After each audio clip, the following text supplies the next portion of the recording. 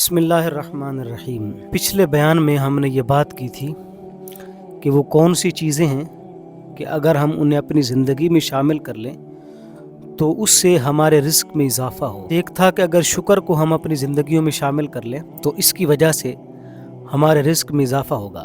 آج میں کچھ چیزیں آپ کے سامنے بیان کرنا چاہتا ہوں کہ اگر ہم ان کو اپنی زندگیوں میں شامل کر لیں تو اس سے بھی ہمارے رزق میں اضافہ ہوگا۔ تو وہ کون سی چیزیں ہیں، آئیے سنتے ہیں۔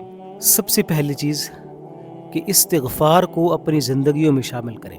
جب ہم اللہ سے اپنے گناہوں کی بخشش طلب کریں گے تو اللہ تبارک و تعالیٰ اس کے بدلے میں ہمارے گناہوں کو معاف فرمائے گا۔ اللہ تعالیٰ نے کتاب حکمت قرآن مجید میں ارشاد فرمایا، جب حضرت نوح علیہ السلام نے اپنی قوم کو مخاطبت کرتے ہوئے ارشاد فرمایا کہ میری قوم، تم اللہ سے اپنے گناہوں کی بخشش طلب کرو تو اللہ تبارک و تعالیٰ اس کے بدلے میں تمہارے گناہوں کو بھی معاف فرمائے گا اور تمہارے اوپر بارش کا نزول بھی فرمائے گا، اور اللہ تمہیں مال بھی دے گا، تمہیں بیٹے بھی عطا فرمائے گا، اور اللہ تمہارے لیے باغات بھی پیدا کرے گا، تمہارے لیے نہروں کو بھی جاری فرمائے گا۔ ہم استغفار کریں گے تو اللہ تعالیٰ اس کے بدلے میں ہمارے گناہوں کی بخشش فرمائے گا اور ہمارے رزق میں بھی اضافہ فرمائے گا۔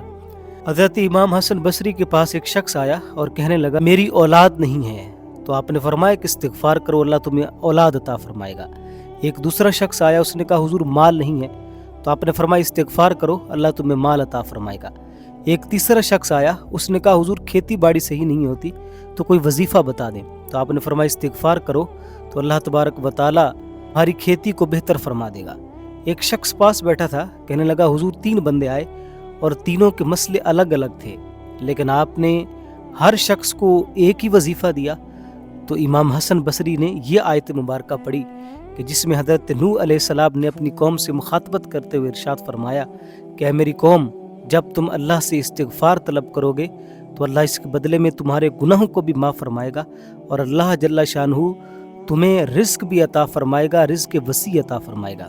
تو کثرت کے ساتھ جب ہم استغفار کریں گے تو اللہ تبارک و تعالیٰ اس کے بدلے ہمیں رزق وسیع عطا فرمائے گا۔ حضور علیہ الصلوۃ والسلام کی ایک حدیث پاک ہے، اور یہ حدیث سنن ابی داؤد میں موجود ہے، اور حدیث نمبر ہے 1518۔ حضور علیہ الصلوۃ والسلام نے ارشاد فرمایا کہ جس شخص نے استغفار کو اپنے اوپر لازم کر لیا تو اللہ تبارک و تعالیٰ اس کے لیے راستے نکالے گا، اور اللہ اس کو وہاں سے رزق دے گا جہاں سے اس کا گمان بھی نہیں ہوگا۔ دوسری بات کہ تقوی کو اپنی زندگیوں میں شامل کر لیں۔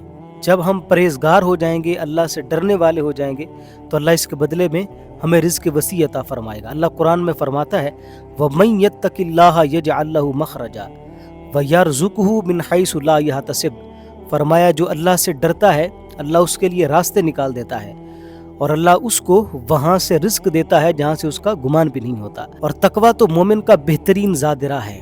فرمایا وَتَزَوَّدُوا فَإِنَّ غَيْرَ الزَّادِ التَّقْوَىٰ۔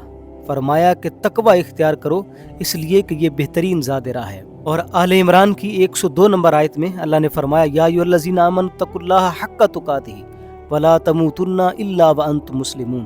اے ایمان والو، اللہ سے ایسے ڈرو جیسے اس سے ڈرنے کا حق ہے، اور فرمایا تم اس دنیا سے اس حال میں جاؤ کہ تم فرمانبرداروں میں سے ہو۔ اللہ جل شانہ کے نزدیک سب سے زیادہ باعزت شخص وہ ہے جو تقوی والا ہے، جو اللہ سے ڈرنے والا ہے۔ ان اکرمکم عند اللہ اتقاکم۔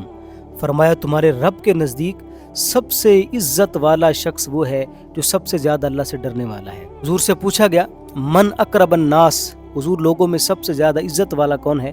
تو حضور نے فرمایا قال اتقاہم، فرمایا جو تم میں سب سے زیادہ اللہ سے ڈرنے والا ہے وہی عزت والا ہے۔ تقوی کو حضور علیہ الصلوۃ والسلام نے ہر شے کی اصل قرار دیا۔ فرمایا اوصی کا بتقوی اللہ فانہ رأس کل شیء۔ فرمایا میں تمہیں تقوی کی وصیت کرتا ہوں اس لیے کہ تقوی ہر شے کی بنیاد ہے، ہر شے کی اصل ہے۔ اور ایک مقام پہ حضور نے تقوی کو اعمال کا سردار قرار دیا، اور ایک دوسری حدیث میں جو کہ ترمذی میں موجود ہے، اس میں حضور نے ارشاد فرمایا الورع سید العمل۔ فرمایا کہ تقوی اعمال کا سردار ہے۔ بخاری شریف کی 1142 نمبر حدیث ہے، حضرت ابو ہریرہ روایت کرتے ہیں کہ حضور علیہ الصلوۃ والسلام سے پوچھا گیا کہ حضور وہ کون سے اعمال ہیں جو لوگوں کو سب سے زیادہ جنت میں لے جائیں گے؟ تو حضور نے 2 چیزیں گنوائیں، فرمایا کہ ایک تقوی اور دوسرا اخلاق حسنہ۔ فرمایا یہ 2 چیزیں ایسی ہیں کہ یہ لوگوں کو سب سے زیادہ جنت میں لے جائیں گی۔ فرمایا یہ لوگوں کو जन्नत में ले जाएंगी। और फिर हुजूर से पूछा गया कि हुजूर वो कौन से आमाल हैं कि जो लोगों को जहन्नुम में ले जाएंगे। तो हुजूर ने 2 आमाल गिनवाए। फरमाया एक तो ज़ुबान और दूसरी शर्मगाह। फरमाया ये 2 ऐसी चीज़ें हैं कि जो लोगों को सबसे ज़्यादा जहन्नुम में ले जाएंगी। तो हमें तकवा को, परहेज़गारी को अपनी ज़िंदगियों में शामिल करना होगा। जब हम अल्लाह से डरने वाले होंगे तो अल्लाह जल्ला शानहू हमें वहाँ से रिस्क देगा जहाँ से हमारा गुमान भी नहीं होगा। और परहेज़गारी क्या है कि अल्लाह ने हमें जिन कामों का हुक्म दिया है हम उन्हें बजा लाएं, और अल्लाह ने जिन कामों से हमें मना किया है हम उनसे बाज आ जाएं। और तकवा की एक बड़ी खूबसूरत तारीफ़ बयान की गई कि जहाँ पे तुम्हारा रब तुम्हें देखना चाहता है वहाँ पे तुम पाए जाओ, और जहाँ पे तुम्हारा रब तुम्हें नहीं देखना चाहता वहाँ पे तुम ना पाए जाओ।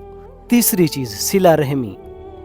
जो शख्स अपने रिश्तेदारों के साथ ताल्लुकात को मजबूत करके रखता है, उनके साथ हुस्न इखलाक अपनाता है, उनके साथ अच्छा सलूक करता है, अच्छा बर्ताव करता है, नरमी वाला रवैया रखता है, तो अल्लाह जल्ला शानहू उस शख्स को वहाँ से रिस्क देता है जहाँ से उसका गुमान भी नहीं होता। हुज़ूर अलैहिस्सलाम ने इरशाद फरमाया जो शख्स ये चाहता है कि उसके रिस्क में इजाफ़ा हो और उसकी उम्र में बरकत हो, तो फरमाया वो अपने रिश्तेदारों के साथ सिला रहमी करे, अल्लाह उसके रिस्क में भी इजाफ़ा फरमाएगा और उसकी उम्र में भी बरकत अता फरमाएगा। तो कता ताल्लुकी मत कीजिए, रिश्तेदारों के साथ ताल्लुकात को जोड़ के रखिए। अल्लाह जल्ला शानहू तुम्हें वसी रिज़्क़ अता फरमाएगा, वाफिर और बरकत वाला रिज़्क़ अता फरमाएगा। 5वीं बात, अल्लाह ने जो तुम्हें अता किया है उसमें अल्लाह की राह में खर्च करो। हुजूर ने कसम करके फरमाया मा नक़सा मालु अब्द मिन सदका। फरमाया कि मैं मोहम्मद कसम करके कहता हूँ कि सदका देने से, अल्लाह की राह में खर्च करने से माल घटता नहीं है। तो जो शख्स ये चाहता है कि उसके रिज़्क़ में इजाफ़ा हो तो वो अपने माल से अल्लाह की राह में खर्च करना शुरू कर दे। जब वो अल्लाह की राह में खर्च करना शुरू करेगा, अल्लाह ताला उसके बदले में उसको और अनायत फरमाएगा। अल्लाह ताला ने कुरान हकीम में बयान फरमाया कि जो लोग उसकी राह में खर्च करते हैं, फरमाया उसकी मिसाल उस दाने की सी है जिससे 7 बालियाँ निकलती हैं और हर बाली में से फिर 100 दाने निकलते हैं। तो फरमाया अल्लाह जिसके लिए चाहता है इजाफ़ा फरमा देता है। तो ये चंद चीज़ें हैं, अगर हम इनको अपनी ज़िंदगियों में शामिल कर लें, एक तो शुक्र को, दूसरा तकवा और परहेज़गारी को, तीसरे नंबर पे इस्तिग़फ़ार को, और चौथे नंबर पे सिला रहमी को, और 5वें नंबर पे अगर हम अल्लाह की राह में ख़र्च करना शुरू कर दें तो इंशाअल्लाहुल अज़ीज़ अल्लाह तबारक व तआला हमारे रिस्क में इजाफ़ा भी फरमाएगा और हमारे रिस्क में बरकत भी नसीब होगी। अल्लाह जल्ला शानहू की बारगाह में दुआ है कि अल्लाह मुझे और आपको इन बातों पर अमल की तौफीक नसीब फरमाए। आज के लिए इतना ही, अपने मेज़बान को इजाज़त दीजिए। वस्सलामु अलैकुम व रहमतुल्लाहि व बरकातुहू।